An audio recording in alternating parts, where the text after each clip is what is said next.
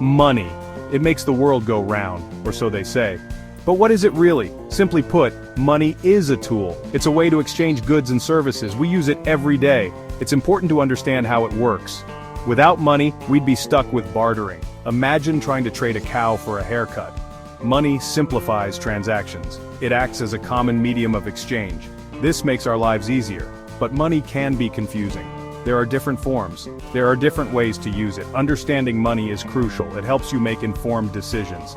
These decisions impact your financial well-being. This essay is your crash course on money. We'll explore its history, its forms, and how to use it wisely. Let's get started. Before money, there was bartering. People traded goods and services directly. This had limitations. What if you wanted a goat but only had chickens? What if the goat owner didn't want chickens? You see the problem? Enter money. Early forms included shells, beads, and even livestock. These were commodity money. Their value came from the object itself. Eventually, we moved to coins and then paper money. This was easier to carry and trade. Each stage of money's evolution solved problems. It made trading more efficient. It allowed for more complex economies to develop. Understanding this history helps us appreciate the system we have today.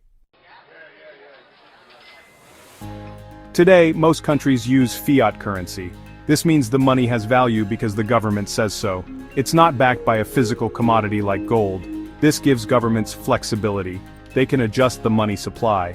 This influences economic conditions. One result of this system is inflation. Inflation is a general increase in prices. It means your money buys less over time. A little inflation is normal, but high inflation can be problematic. It erodes purchasing power. Understanding fiat currency and inflation is crucial.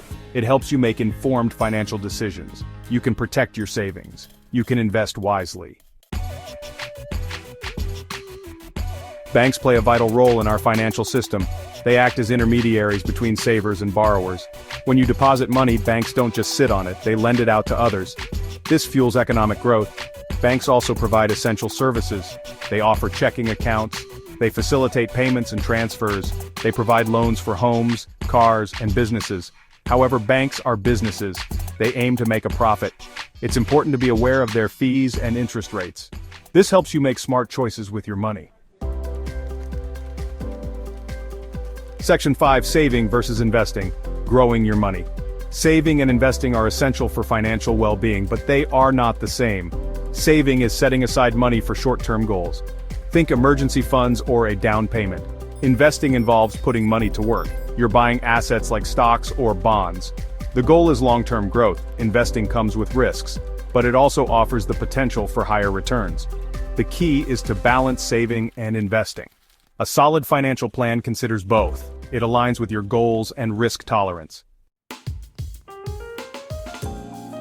Section 6: Don't be a fool with your tools. Common financial mistakes. Even with the best intentions, people make financial mistakes. One common mistake is overspending. It's easy to live beyond your means, especially with credit cards. Another mistake is not saving enough. Life is unpredictable, emergencies happen. Having a safety net provides peace of mind. Investing without knowledge is also risky. Don't put all your eggs in one basket. Diversify your portfolio.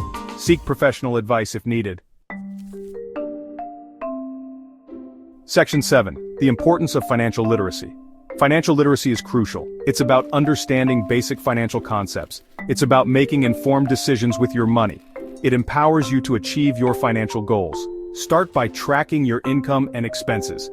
Create a budget. Set realistic financial goals. Educate yourself about saving, investing, and debt management. Section 8. Conclusion: Money matters. Money is a powerful tool. Understanding it is not just about dollars and cents. It's about financial freedom. It's about achieving your dreams. From its humble beginnings as bartered goods to today's complex financial systems, money has shaped civilizations. By understanding its history, its forms, and how to use it wisely, you can take control of your financial well-being. Remember, knowledge is power, especially when it comes to your money. Section 9, Disclaimer. I am not a financial advisor. The information provided in this essay is for general knowledge and informational purposes only, and does not constitute professional financial advice.